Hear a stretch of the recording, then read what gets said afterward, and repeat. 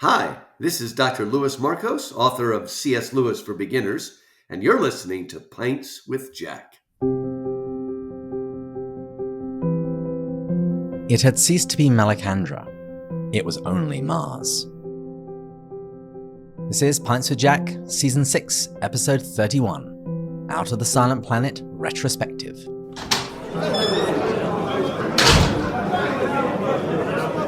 Welcome everyone. Here on Pints with Jack, we're reading our way through the works of C.S. Lewis.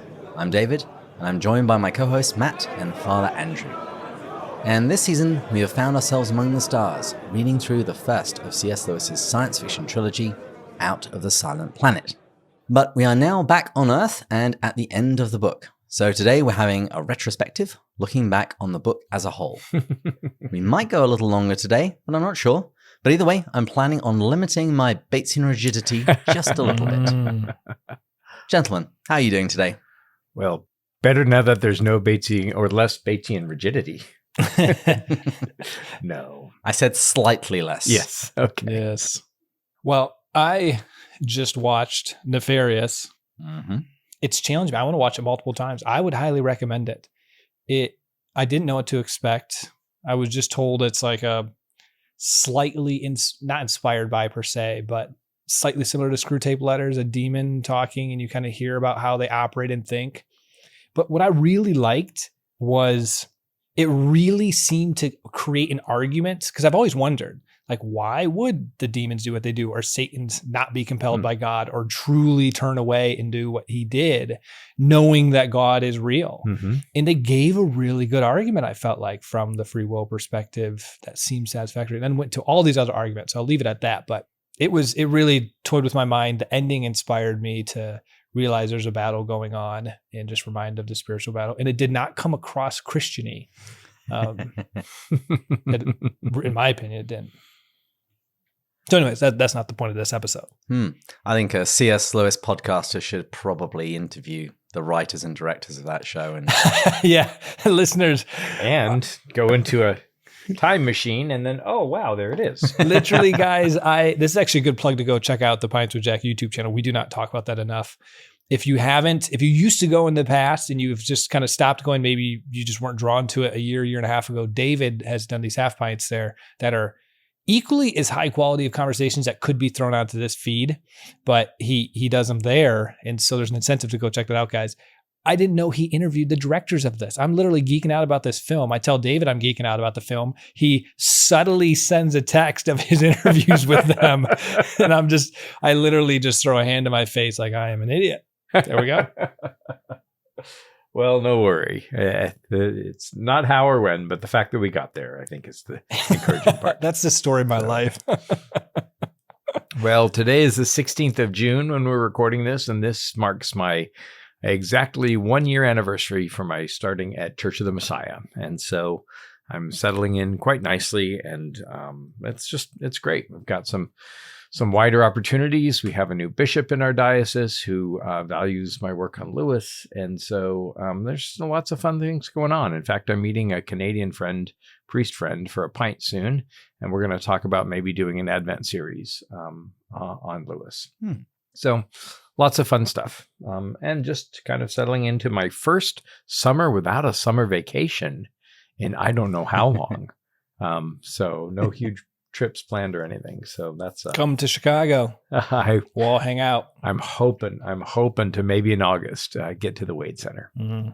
So you've also got your diaconate anniversary coming up in a couple of weeks. Oh, you know what? That's true. Yeah, the 25th. Mm-hmm. So 9 days, week and a half. Probably 2 days after this is released. Okay. So ding, ding, ding. And today is also the solemnity of the Sacred Heart of Jesus, which means for Catholics, we can have meat today. So I just enjoyed a lovely hot dog. So I am ready to go. Fantastic. We have one new person to thank at the end. I think you're both going to really like it. Ooh. I have no idea who to expect. Exactly. Nobody expects the Spanish Inquisition. What's everyone drinking today? That's a good question. My answer's great. This is our retrospective. I love this episode. This is when we get to talk about themes and just be off script to some degree. So, and celebrate the season. Thus, I am drinking Macallan 18. Ooh, All right. I am drinking my super expensive, thanks to Bud, from the whiskey shop on Turl Street, and Ashley, who attended me so well there. Drinking my first edition Ela 11-year-old single cask. And so this is my most precious scotch.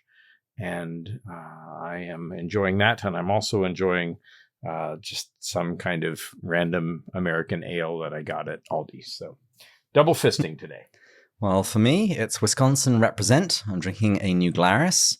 This is one I haven't had before. Road Slush. They also have very fun names. Road Slush? Yes, Road Wow. Slush. Is that a beer? Oh, that's a beer. So Yes. no scotch for you today. We'll hold down the scotch. Nope. No, someone has to represent the pints. Yes. And I thought today we would toast in a foreign language one last time. Mm-hmm. So this is the toast. Ye via sanon. Any idea what language that is? Oh, so I was thrown by the je. Same here. Ye via sanon. Is that Portuguese? No.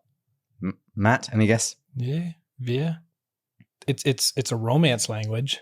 I know that much.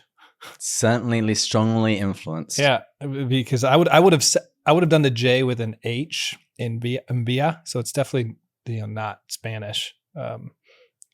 Via. But sanon, that means health. Yeah, I don't know. The answer is Esperanto. Oh, wow. What's that? Wow. Oh, it's a made-up language. Oh, thank goodness. Yeah, an attempt in the kind of 30s, 40s or something to kind of make up one language from all of the languages. And Tolkien was a huge fan. Tolkien spoke Esperanto and wrote it and stuff. Yeah.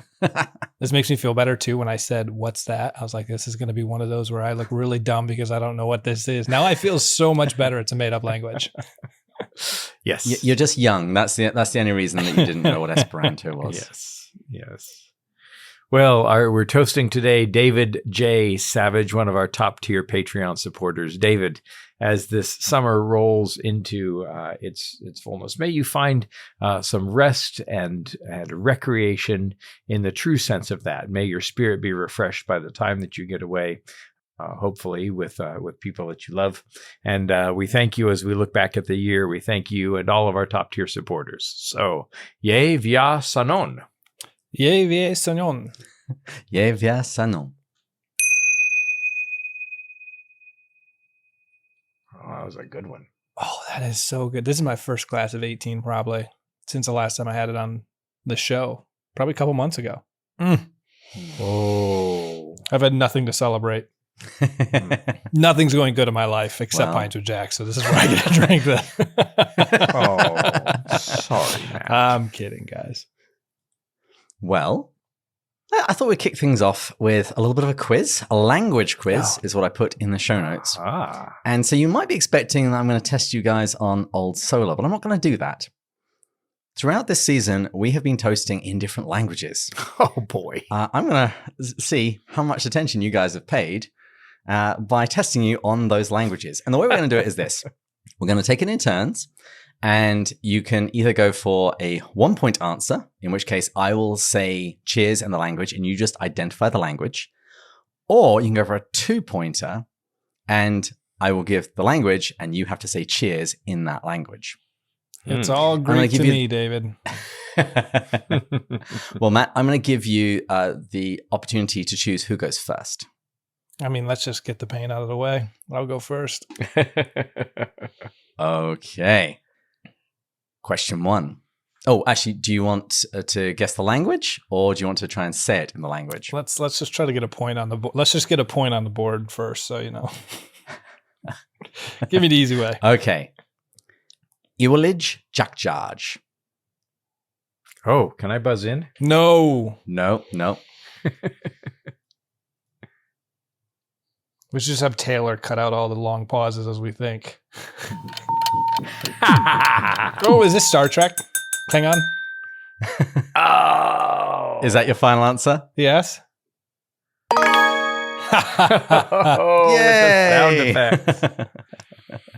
Yes, I prepared for this one. All right, so Matt has 1 point. Andrew, would you like the language or the word? Oh. I think I'm going to go for the language as well. Okay. Slange. Oh, yes. So that would be Irish. Final answer. Well Yay. done, Andrew. I did not know that. Although it's written slainty. Yes. Matt, which would you like? Word or language? We got to go the probabilistic route. Just keep the 1-pointers coming. It's a very low probability I get a 2-pointer. I think that's slow and steady and a good choice. Okay. I'm playing to win. Saude. Oh. Ooh. Oh. This is going to make me so mad.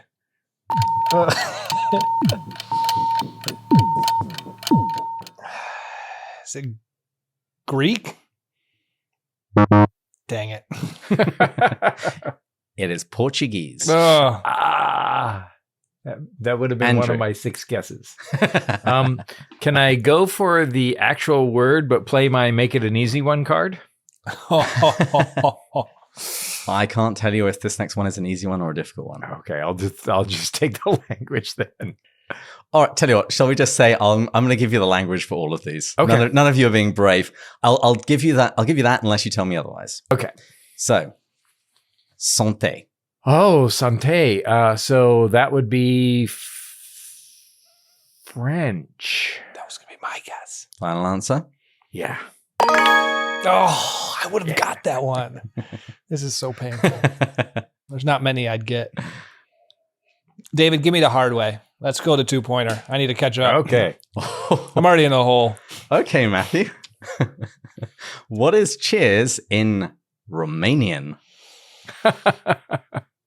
Oh, Germany would have been better. I'd been like, Prost. Isn't that Prost? You might be giving Andrew an answer to his next question. Who knows? Oh, that's so brutal if that's the next one. Romanian, I mean, Ogbati. I just made something up. It is Noroc. Oh, I knew it was going to sound like Prost. I mean, they're just kind of similar languages to some degree. Okay, Andrew is leading with 2 points. Andrew, what is Okay, I'll take the language. He thinks it's the German one. Okay. I'm just going to keep doing it until I get that one. Okay. What is cheers in Turkish? Oh, no clue. 0 guess. I'm using that one when someone doesn't even have an answer. It is sharafe, which means to honor. Well, and to my credit, I made my guess while I was bidding on a first edition. David, I want the 2-pointer and I want this to be German. Are you sure? There's a good chance it's not going to be German. Yep. Are you doubling down? Yep. Okay. I'm in the hole, man. I'm on tilt. Okay. How does one say cheers in Thai? Chisai. You know what? I'm going to give you a point for that one because you really tried. I was like, I don't know. What is it? It is chon kao. Okay, that was not bad. Yeah. I'll say for that, you're now neck and neck. All right, I'll play it safe. Oh, this would have been the one to possibly go for multiple points on. I'll go the I'll go for the language. No, it's too late. It's too late. Salud. Oh, salud, dinero y amor, castellano. And the language? I said castellano. That was in Spanish. By the way, I won my first edition. Third printing. First edition, third printing, British first of The Last Battle for $73. Which episode with you doing live bidding? Yeah, coming soon to an eBay site near you for twice as much.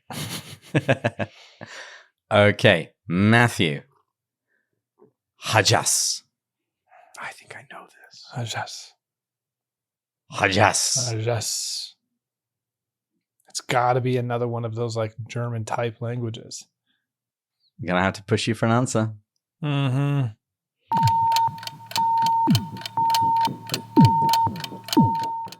Croatia. It was from Game of Thrones, Dothraki. Oh, wow. Okay. Rocky. Okay, Andrew, the final couple of rounds now. Okay. I'm still going to play it safe. Okay. Konbai. Oh, that's got to be Japanese. Mm. Is that your final answer? Yes. Oh! It is Korean. Ah! I should have known with the K in it. I think German's coming this time. I'm going for the 2. That's my only hope. Okay. Matthew, how do you say cheers in Arabic? Oh. Hilal. It's gotta be I'm something almost like tempted to give you a point for that. That means allowed. Halal. Wait. Hey, if he gets a point, I get a point. I was really close to Korea. Yeah, well, that's naming the country. It's harder to go the other way. Hijaz. That describes the event when Muhammad went to Medina. Okay. It is Saha. Yeah, I was never going to get that. Okay, Andrew, Yes. which would you like? I want to try the language. How do you say cheers in Russian? Oh, I know this. No. It's not skol, but that's what I'm going to go for. It is Nazdarovia. Azdarovia. You know what we should have done? Would have been a fun way to do this. You can steal the other person's points after they guess. I see. That's what I tried the first time, and he said no. Well, you can't cut in. You got to let the first person guess. But if they get it wrong, yeah, afterwards, that'd be kind of fun. Do you want to do that in the remaining rounds? Sure. Okay. No, we should probably just do one more round. How far am I behind? Is it like 3-1 or Yes, it's 3-2. 3-2? Yeah, then I'll just go for glory. You have one more each. Give me the 2-pointer. On the 2-pointer. Matthew, how do you say cheers in German? No. Prost. Wow. Yay! Now, answer this honestly. Was that naturally coming up that I finally just hit it? Mm-hmm. Oh. Mm-hmm. Dang. Okay, Andrew. Matt is leading 4-3.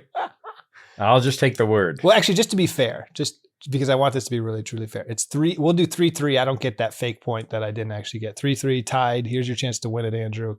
Nah. If you don't, we go to a final round.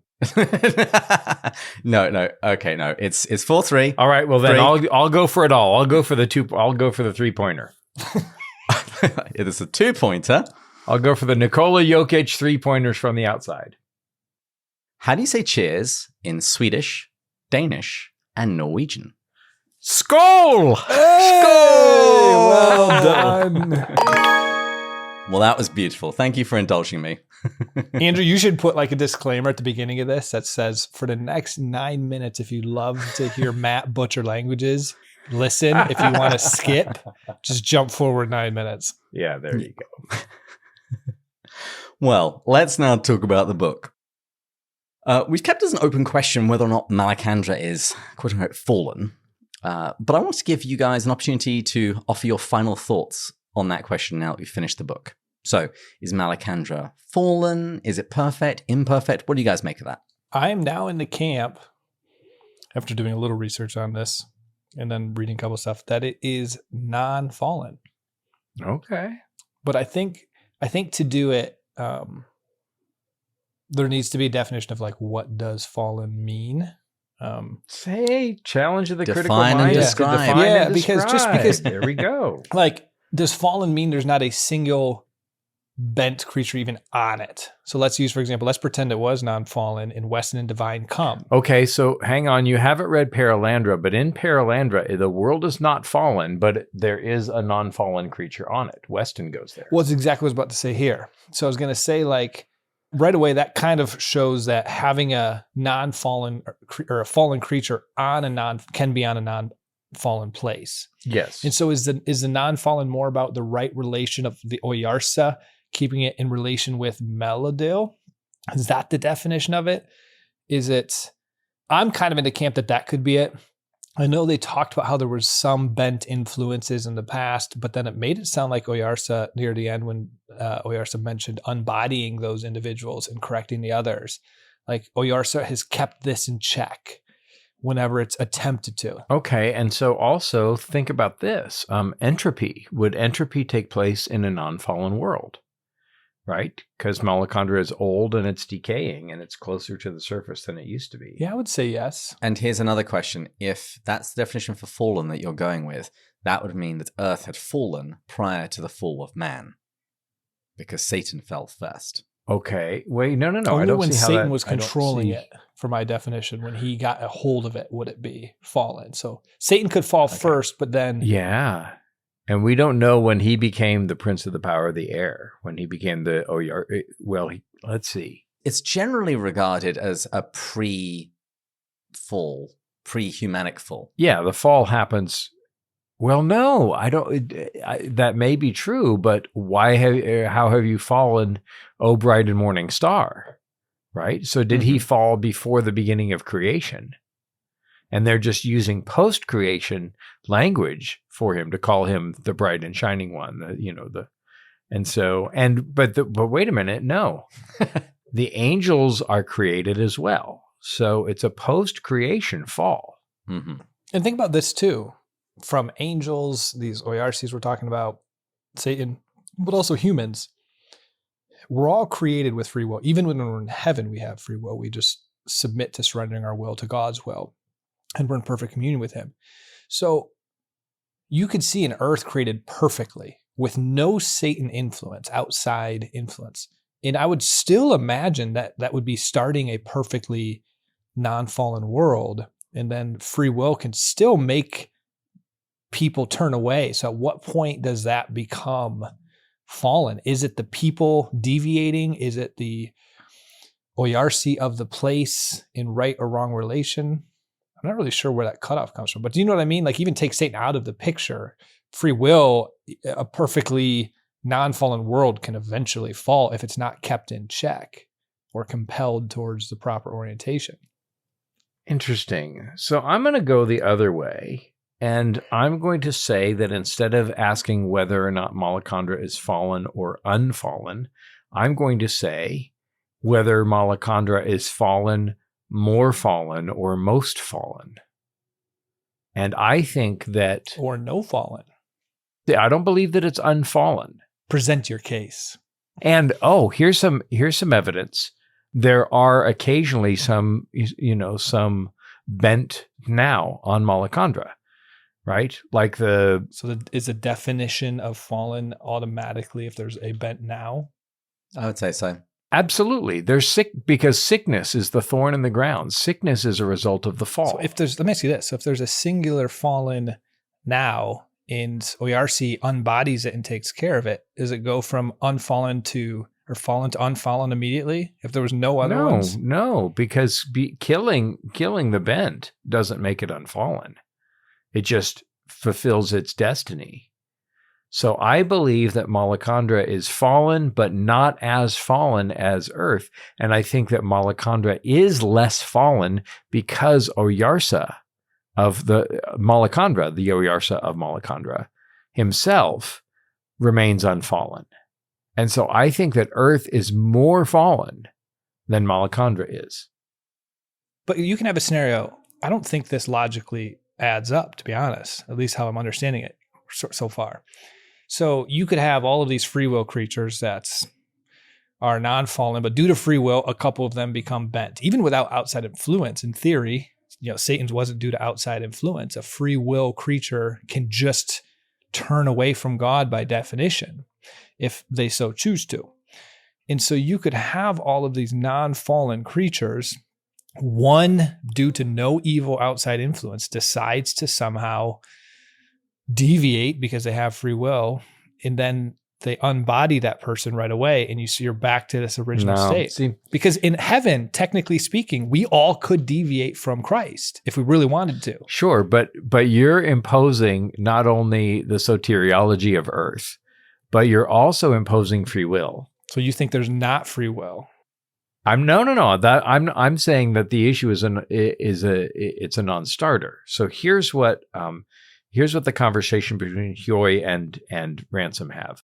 Do you say, Huey, that there are no bent hrosa? Huey reflected. I have heard, he said at last, of something like what you mean. It is said that sometimes here and there a cub of a certain age gets strange twists in him.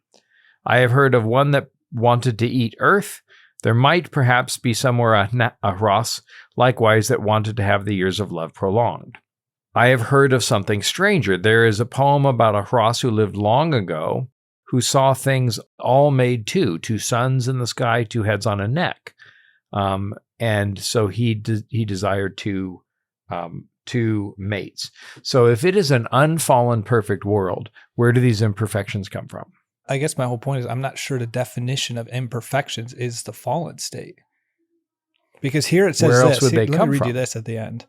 He would have made them as your people are now, wise enough to see the death of their kind approaching, but not wise enough to endure it. This is from Oyarsa.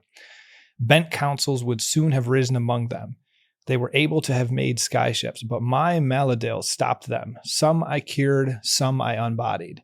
He speaks as if he kept that unfallen influence away from Malacandra. So I do agree there was definitely influence coming in, attempting to. And Oyarsa really speaks as, I kept it out, I stopped it, we're in right relation with Maladil. I would say as a whole. Yeah. Because my view on this is the question of more of a federal headship. Mm-hmm. When Adam fell, in him we all fell. Just as in Christ, when he's raised to the Father, so will we. For me, it's the question of that aboriginal, the original sin, or whether or not something happened further down the line. Because there's definitely fallenness in Malacandra. Andrew read the passage where we know that these sorts of things happen. But whereas the event in human history happened right at the beginning, it seems to have been later in Malacandrian's history, when our Oyarsa, when Satan went to Malacandra and started trying to twist them as well. And then the Oyarsa of Malacandra then purged his planet of that chief infection. So to me, going to what you're, David, it sounds like with Earth, and like what I would argue is fallen, is there's an inherent bentness that needs to be recovered, where here there was an external influence for sure. Few times some rays pushed through, but there isn't an inherent fallenness. There's just some exogenous things that have been rooted out. But not entirely, because these things still happen. It just seems like the wound isn't as deep as it is with humanity. I would actually probably say there's not a wound at all. It's if without the exterior influences, it wouldn't happen. A wound suggests... But it does happen, because Hoy says that these things do happen, and we assume that Satan isn't allowed on Malacandra. But they do talk about influences coming in still and attempting to. So I guess my point is, it doesn't sound endogenous from the language I'm reading. It sounds exogenous. Indigenous? Okay. Which I think is a big distinction. Okay, but wait a minute. Even if Satan is the Oyarsa of Earth, of Thulkandra, then even still, that's an outside influence coming in. Mm-hmm. So the fallenness of Malacandra happens exactly the same way the fallenness of the Earth does. But it's part of the hierarchy of Thulkandra. He is the Oyarsi, like he is the one of it. Yes, which is why Malacandra is less fallen. Going to David, he talked about Adam being the original one. So all offspring are rooted from the fall.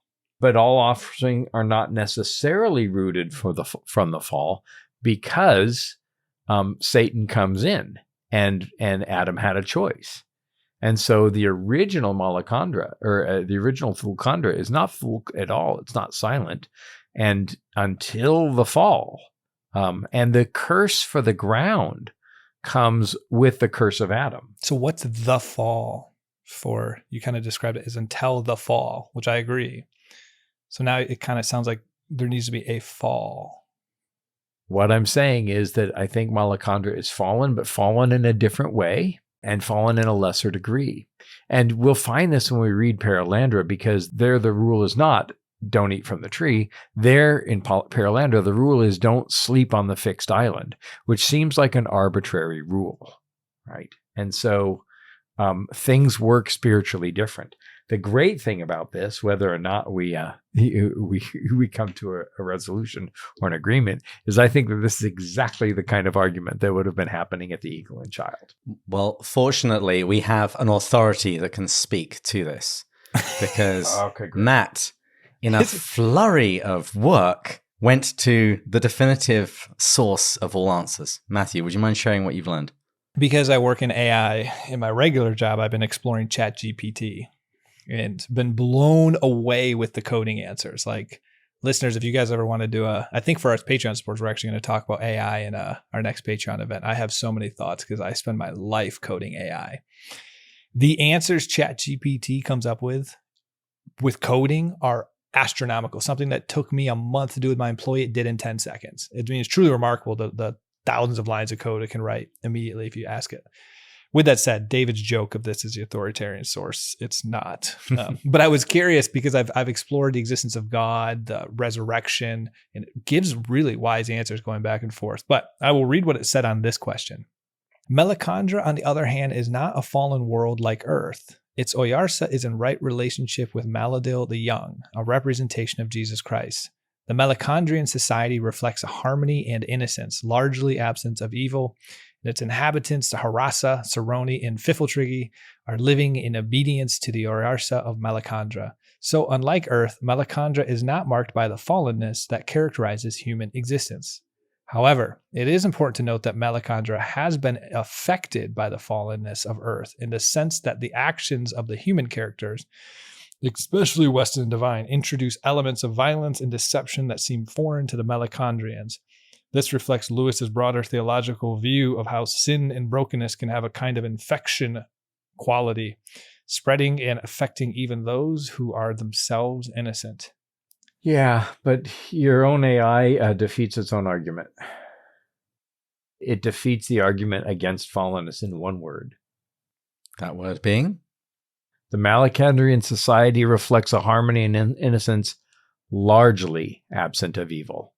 But that does not mean completely absent of evil, which means that there is a presence of evil in there. And if there's a presence of evil, where did it come from? That doesn't necessarily mean fallen. That was kind of my point in the beginning of my argument. Okay. As long as it gets unbodied and you get back to it and it's not coming from the root source.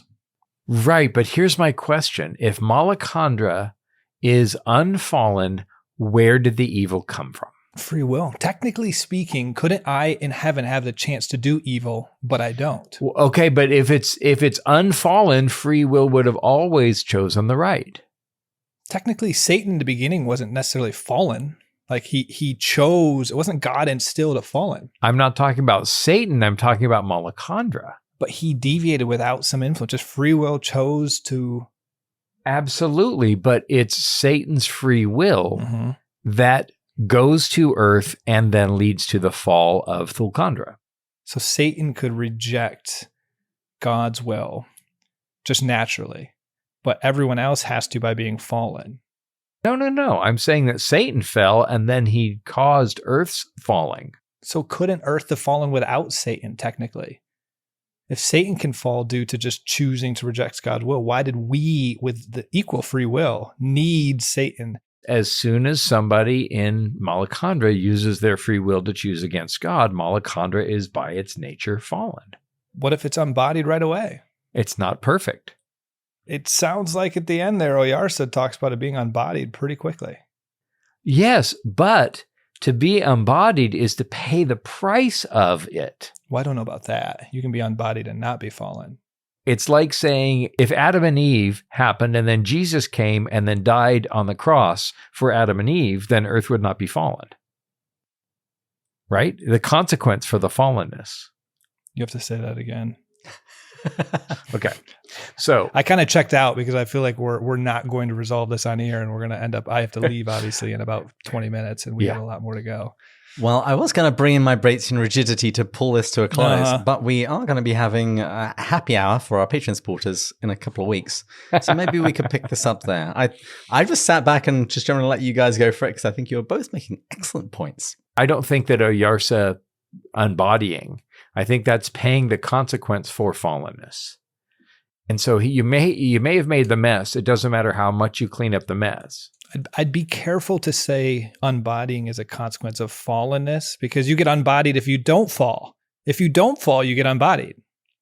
So if you don't fall, you get unbodied. Yes. Okay. That last point I definitely think is wrong. Okay, that's my Bayesian rigidity kicking in. We will pick this up another time. Cheers. Cheers. Well, speaking of lively back and forths, I actually also wanted to give you guys an opportunity to speak to something else that might be ready for reevaluation. And that's that now that we've completed the book, do you have any further thoughts on Ransom's dream at the beginning of the book? And you can simply say, your answer was the best, David. So that's great. Let's move it on. What was your answer again? I actually don't remember your answer.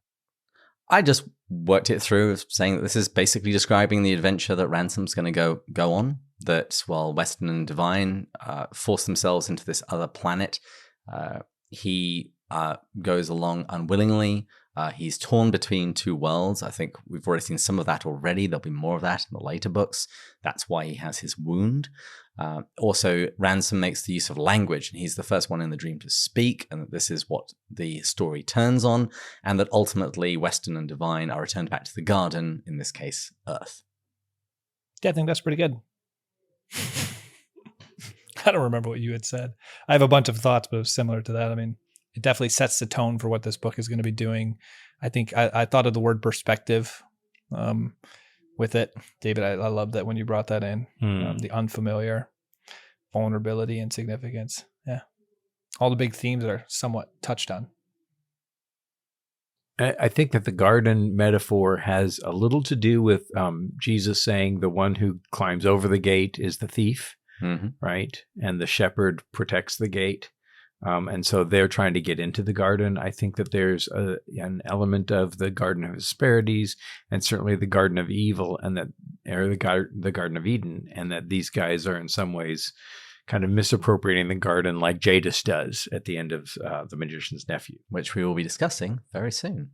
Yes, we will. Well, I had one more question before we do the themes and make Matt happy.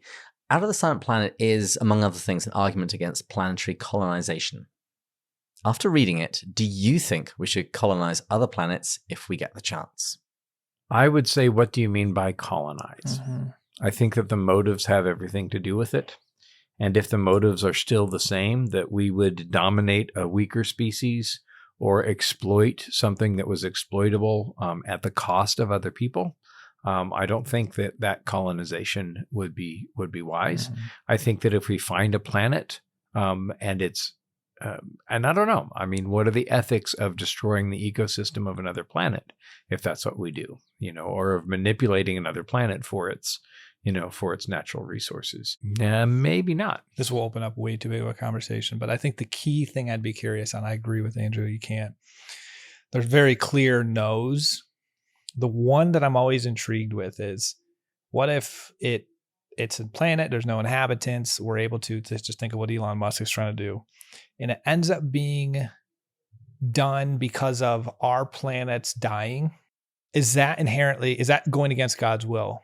Like there's certain points where, we're dying and we use medicine and a whole bunch of technology to keep us alive longer and longer and longer. So arguably we accept some degree of intervention to extend our life. Where is that cutoff of, okay, you can do that to a point, but then no more? Like I don't know what that is. I think we've all as a society kind of accepted what we do today with modern medicine, but could you go to a humanity where God intended our earth to die at 3000 AD from some sort of thing? I'm curious there. Or maybe it wouldn't have died at 3000, but our bad behavior has allowed it to die earlier and going across. I don't know. I feel like there's something there that's a bigger philosophical question of overriding God's will versus life is a good thing, but only to an extent. Well, that will be something else we can talk about at the happy hour.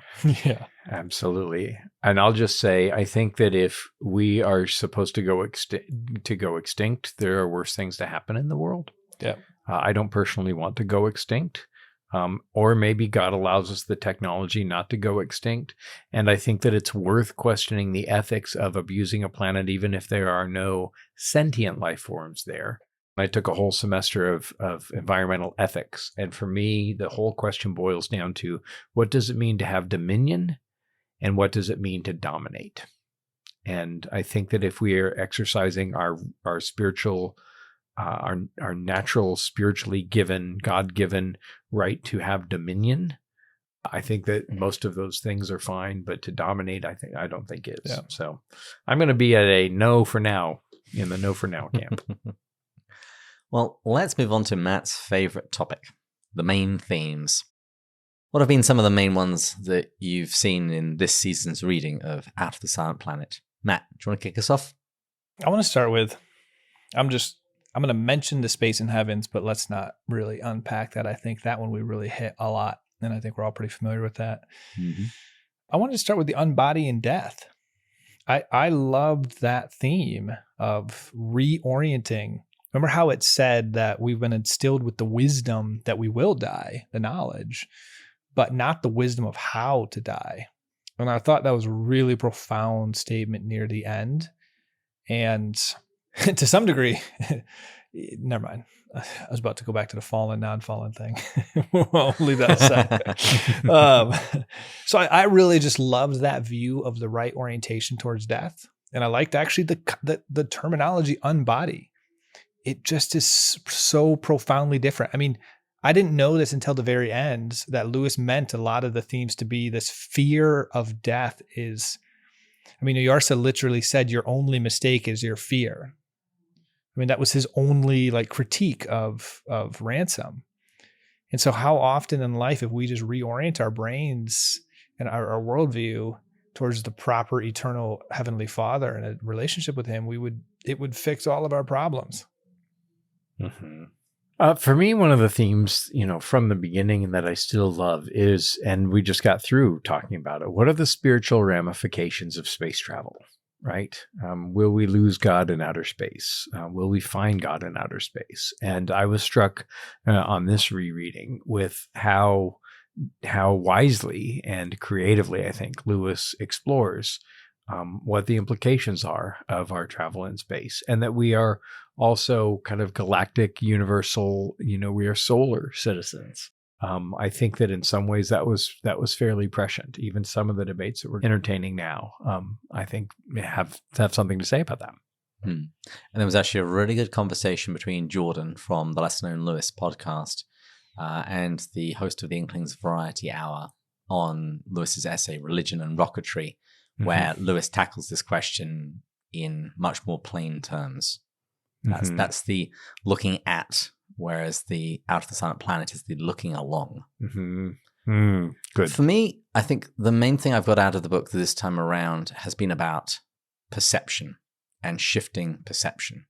In the book, we repeatedly hear stuff described from Ransom's point of view and how his vision slowly improves, both in the moment and also over the course of the book, as he learns to see things more clearly. And there is a line in The Magician's Nephew. Those of you who know it know exactly which one I'm thinking of, but I'll highlight it when we get Kristen on the show and we go through that book.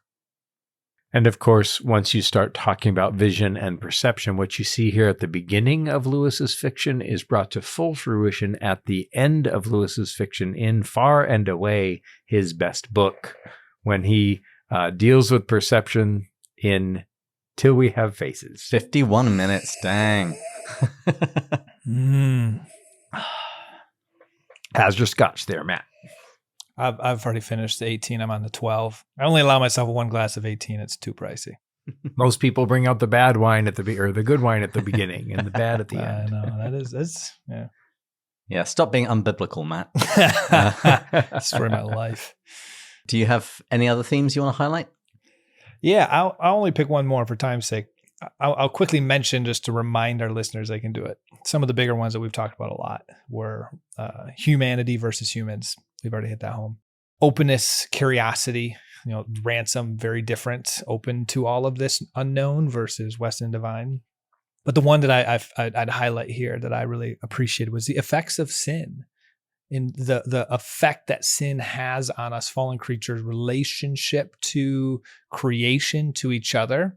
I found that really beautiful. We saw the opposite, obviously, with the three working in harmony, not being jealous. They each had their role. They accepted the role. If the role was to die early, that's fine. There was just a beautiful relation to nature, to creation. And so I guess it was just a stark contrast to the way I live and the way I see our world living versus the world that was presented by Lewis. A non-fallen world versus a fallen world. I couldn't help myself, Andrew. Just kidding. Try. And that is related to what you said earlier about fear. And that would be my second main theme that really jumped out at me in this rereading. It's fear that causes everything to go wrong. It's also fear that causes your perceptions to be wrong. It's because Weston and Divine were afraid of Oyasa that they didn't correctly perceive his invitation. Even hearing this, as we kind of talk about the contrasting between us fallenness from a fear, they don't have fear, we have fear, they don't have. Maybe I'm willing to accept in Andrew's framework a very, very close to non-fallen. Like on a scale of 100 being perfect and fallen being 0, they're like 97. I could accept that. So let me say then much less fallen than Earth. Because even as we talk right now, we're literally talking about they don't have fear, we do. We're talking in very binary. It seems like they're very close, at least. They do, but they do have fear in Malacandra. And as we learn from the end of Narnia, when they're in Aslan's country for good, they can't feel fear anymore. And so, which leads me, in fact, to one of my favorite lines in the book. Well, please share it with us. That's what I was going to talk about next. Because that's our next section. Yeah. It's Yoi's kind of funereal oration. Because I have stood there alone, Maladil and I, for even Oyarsa sent me no word. My heart has been higher, my song deeper all my days. But do you think that it would not have been so unless I had known that in Balki the Henerikai dwelled? There I drank life because death was in the pool. That was the best of drinks save one. What one? Said Ransom. English bitter, said Yoi. No, wait. Death itself in the day I drink it and go to Malaldil. Right? And so it's the best drink because there's fear in the water. There's death in the water. And yes, until the day we all go to Malaldil. Matt, what were some of your favorite lines? It's going to be a compilation of a paragraph and a half, but it goes with the very first theme that I really loved, death. He would have made them as your people are now, wise enough to see the death of their kind approaching, but not wise enough to endure it. So flip that around. The key is to be wise enough to realize death, but also wise enough to endure it. And then I skip a bit and it goes, yes, but one thing we left behind us on the Harandra, fear. And with fear, murder and rebellion. The weakest of my people do not fear death. It is the bent one, the Lord of your world, who wastes your lives and befouls them with flying from what you know will overtake you in the end. Like, we literally know death is coming, and yet we're super afraid of it. We're trying to prevent this thing. It's coming. If you were subjects of Maladil, you would have peace. I think that really summarizes the death on body in a quote. You are both wrong. The best line in the book is, a pint of bitter, please. That one without saying. That one was off the board because it's far and away the best. You know what, though? This would have been a good one. It is because every one of them wants to be little Oyarsa himself. Mm-hmm. That could be really the line of the book. Yep. By the way, by saying that they left fear behind, that argues against your unfallenness, because to have had fear at all is the quality of a fallen world. Maybe they were fallen, they no longer are. And their redemption is different than the redemption here. Yeah. Oh. And they were fallen and redeemed before Malaldil, blessed be he, became now on our world. That could be. There's a lot that points to that difference. I can get behind they were more fallen to now much, much, much less, but I'm still not fully convinced they aren't not fallen now. But I do definitely agree there was a point. They aren't not fallen now. If I said those words right, but I think you guys know what I mean. Double negatives should never be used. Exactly. Thank you. Indeed, You understand indeed. me, Andrew. We're kindred spirit. Well, let's wrap things up by talking about Malacandra at the movies. So each of us did some voice acting for Murphy Thelon's production of Out of the Silent Planet, starring his children and their friends. So I have this question. If this book was turned into a full Hollywood production, which actors would you assign to each of the main characters? I think I got some good ones. Not Liam Neeson. I didn't choose him for any. I actually did some research on this. For Weston. Sorry, hand. Need to pick myself off the floor. Okay, Karen. Uh-huh. So I didn't come up with a singular one, but I had reasons for all of them. So Weston, I thought Christopher Lloyd, the mad scientist, kind of look from Back to the Future, hair going back. Mhm. I was like, that kind of is what I picture of a Weston. Or potentially a Joaquin Phoenix, because the Christopher Lloyd doesn't quite have the devilish side, where I feel like Joaquin Phoenix can just play a crazy, I'm thinking of the Joker, diabolical type of scientist. I feel like that could be there. For Divine, so we're talking about a devilish, ruthless business person who has one thing in mind. I thought James McAvoy, he was in some M. Night Shyamalan movie. I was like, you know what? I could picture him. Well, and he was also Tumnus. Yes. Oh, I in The Lion, the Witch, and the Wardrobe. Oh, there you go. He's already filled. The other one I thought actually came to me after I put James McAvoy was John Hamm from Mad Men, just like in the suit, just really super arrogant, because Divine comes across as super arrogant and self-assured in the face of stupidity. All right, Ransom.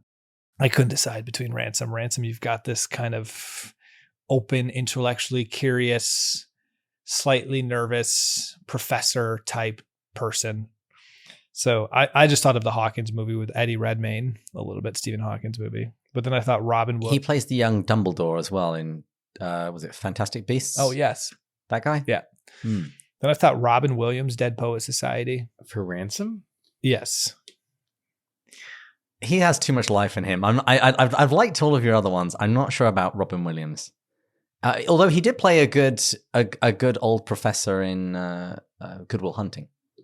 Or older professor. He also played. He's played a professor in a lot of them. He played Flubber in the Disney movie. Yeah, but it's not the same as Ransom.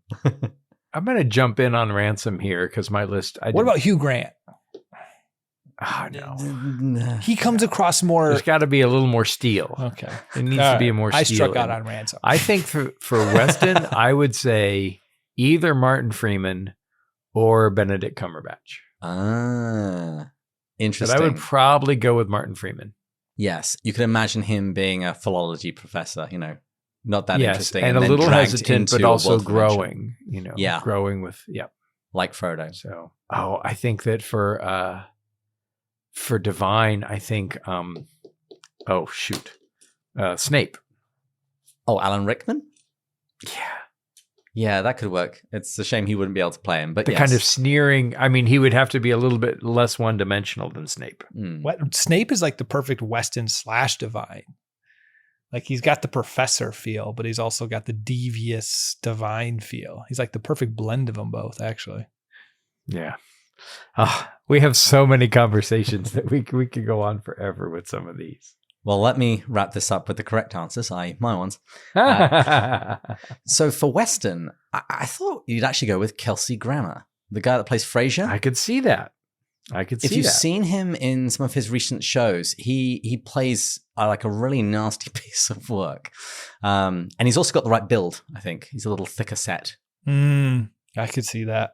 Mm-hmm. I actually have a few for each of these. So another Western I thought was maybe John Rhys Davies. And so that's Gimli from Lord of the Rings. He was also the professor in Sliders, and he was also in Indiana Jones. I think he could make a pretty good Western, although he's a bit old now. One person who I actually think could play several characters is actually Colin Firth. He was in Pride and Prejudice and Kingsman. So he's got range as an actor, and I could see him being a Western. He could be Ransom. That was the other one I had him down as being. I agree with you. I can see it. It all depends with Ransom whether you want to do a younger Ransom and then have him age with the movies, or whether you're just going to do a one-off Out of the Silent Planet. And my last possible Western, he's been mentioned already, would be Benedict Cumberbatch from Doctor Strange and The Imitation Game. Another actor with some real range. I wonder about Weston. What about Adam Driver That could work. for Weston and or Divine? I was going to say I could see them both. Yeah. Yeah, I agree. He has a devious side, little bit disheveled sometimes. Seems slightly too confident for the Weston. So I could see both, though. I really can see characteristics in both Weston. Yeah, but kind of the old school tie sort of thing. I could definitely see both. And for my Divine, I would also put down Benedict Cumberbatch. I think he could actually be a really, really good, smarmy, greedy, gluttonous character. But my favorite, I think I would say, would be Nathan Fillion. So that's the guy in Firefly and the TV show Castle. Because he plays cocky like nobody else and smarmy and wanting to schmooze people. Have you ever seen his, if listeners and anyone who hasn't, go look up his audition tape for Smaug in Hobbit. Oh, wow. He talks about he really wanted that and he really channeled it. And you can see him play this. I mean, it's got millions and millions of views on YouTube. It's an incredible audition. It made me gain a respect for him. That was just like, I mean, I always thought he's incredible, but I didn't realize just what went into that. Well, I'll be sure to put that in the show notes so people can check that out. But lastly, my Ransom.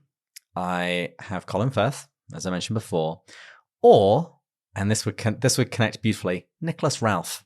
Mm-hmm. So the guy that plays the young Lewis in Most Reluctant Convert and who's in All Creatures Great and Small. I think he could play a university professor very well. And he can then grow with the character until he becomes, well, I'm not going to spoil the story. Yeah. Better yet, which one of us is Weston, Divine, and Ransom? Oh, no, that's going to be an audience question. Called it. I'm happy to take Divine, the business person who's, yes, I will take Divine. Actually, I think we pretty much answered that question. I think I'd be Weston. He's very practical. Yeah, I agree. It's pretty obvious. Great question. Fantastic question. I will add it as the additional listener question for today. But before we go, is there anything else you'd like to add? I just marvel again that 80 years on, this book still holds so much charm, so much value. I think that we could go back and start all over again and read it, or we could read it again at the end of the next two books and still find it really rich. And although it's not Lewis's perfect work at all, not at all bad for a potboiler first attempt at fiction, literally 85 years ago, 1938. And I think that it just really still holds so much of its original charm. So cheers to Jack for that. You know, the one thing I guess I'd say too, I know we'll have a season finale probably, and that will be much later after we do a bunch of these intermonth stuff, but really just to thank, as we wrap this up here, the retrospective and the true substantial book part of this, just to thank our listeners for this journey. I remember, listeners, you don't realize, so David sent me this one time a screenshot of we can see our active subscribers, but then they also put in subscribers and active listeners. And I was surprised the percentage of individuals that come back week after week after week to go through this. And so honestly, thank you guys for joining us on this journey and sending emails, leaving comments, reviews, sending things in. David puts every single thing we receive into the singular Slack channel. So we see every single one of them. And we have a whole compiled list of this stuff. And it's really a joy to have gone on this journey and to had people provide additional thoughts we didn't think of and to stay dedicated to this and look forward to it. And when we miss a week, email us, where's the episode? It's a really wonderful gift. And we'll be reading out some of those messages at the season finale, which will be a couple of months away. So there's plenty of time to send us messages or write us wonderful 5-star reviews on wherever it is that you listen to your podcasts. Mm-hmm. Well, and I love that the listeners have clamored for more of the Ransom trilogy. I'm glad that we're going to be able to do some of that. Well, looking ahead, we are going to spend next month in Jack's bookshelf. We're going to be looking at the authors and the books which shaped his own mind and life and writing. And then after that, we're going to have Narnia month, where we're going to be reading The Magician's Nephew and doing a few other Narnia-related interviews. And then we'll wrap up the season with a few more unrelated interviews, and then the season finale. After that, we're going to have a little break, and then we're going to return and do Letters to an American Lady for season 7. And that'll be a fairly short season. And then after that, we're going to be returning to the stars in Perelandra in season 8. Wonderful. It'll be fun. But I thought I'd end this episode by showing a few verses of some Out of the Silent Planet poetry, which I found on the internet. It was written by Jesse E. And the whole poem is much longer, but here's a little sample.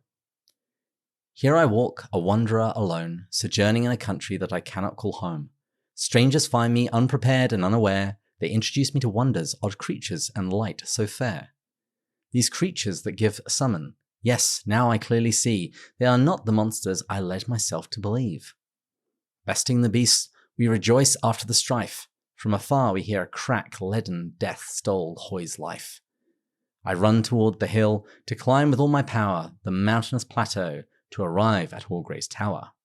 This ogre tells me stories of worlds so far and near, and that one Thalcandra the heavens can no longer hear. But at the center of it all is just one blessed name, Meleldil the Young, the Son of God, slain. David, how about I read a poem from ChatGPT that just wrote it in 10 seconds on it? I got to give you a little bit. For it. I got to give you a little bit. In celestial flight to the red night's heart, a wanderer named Ransom takes his part. On Malacandra, where strange tales start, in aliens' tongues he learns his part. Ambition fuels both Western and divine. In silent planets their dark plans align. Yet gentle beings in starlight shine questions these strangers from out of time. Where Sorn stand tall and Harassa play, and Fifiltrigi sculpt in the light of day. Ransom learns a more harmonious way. In silent planets, love holds sway. Out of the silent planet rings a plea for cosmic harmony, not dominance to be. A note of hope in the vast cosmic sea, a song of life in a celestial key. That's incredible. Literally incredible. That was like a summary. The rhyme scheme's a little simple, but yes, for sure. But I mean, that what was so amazing though, is they actually gave a pretty good summary of it in the same time that they did that. I'm amazed. I couldn't help myself. Well, I'll finish with a poem, having finished my scotch. Science Fiction Cradle Song by C.S. Lewis. By and by, man will try to get out into the sky, sailing far beyond the air from down and here to up and there. Stars and sky, sky and stars make us feel the prison bars. Suppose it done. Now we ride clothed in steel up there outside. Through our portholes see the vast heavenscape go rushing past. Shall we? All that meets the eye is sky and stars, stars and sky. Points of light with black between hang like a painted scene, motionless, no nearer there than on earth, everywhere equidistant from our ship. Heaven has given us the slip. Hush, be still. Outer space is a concept, not a place. Try no more. Where we are never can be sky or star. From prison in a prison we fly. There's no way into the sky. That was good. I like it. 3 poems to end, gentlemen. Nice. And the audience question for this episode is, what has been your main takeaway from Out of the Silent Planet? And if you want, you can tell us who you think is Western, Divine, or Ransom. And any of the other questions, I think the Slack channel will be buzzing this week. Feel free to email us, contact@pintswithjack.com, or use the contact form on the website, or use social media. As I hear the call for final drinks, we'd also like to thank our audio engineer, Taylor Schroll, as well as our Patreon supporters. And I would like to introduce it that if you refer a friend who supports us on Patreon, I'm going to send you another Pints with Jack glass. So I'd love to do that. Nice. Lovely. And I said earlier that we were going to be thanking somebody extra. See if you can work out who I'm referring I already see to. it, David. We'd like to thank all our top tier supporters, Matt 1, Matt 2, Matt 3. Boom! Aren't we doing a video chat with this Matt 3? Did we say that? Because I feel like we said something like that a Matt 3 would get something I think extra. we promised lots of things. Well, I'll have to check. Who is this Matt 3? Is it our Matt? No, I didn't do it. No, it's not on Matt. No. The he's too system cheap. was not cheated. This is authentic additional donor. Is it Matthew Boland who sent us our pint of bitter, which was one of my highlights?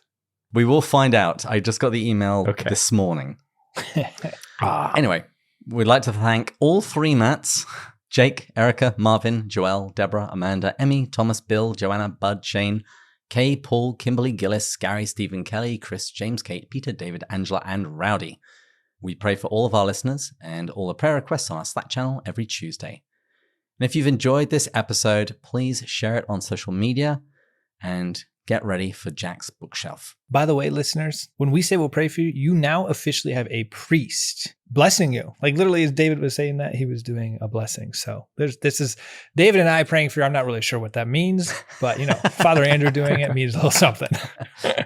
Well, and listeners, may the blessing of God Almighty, the Father, the Son, and the Holy Spirit be upon you and remain with you always.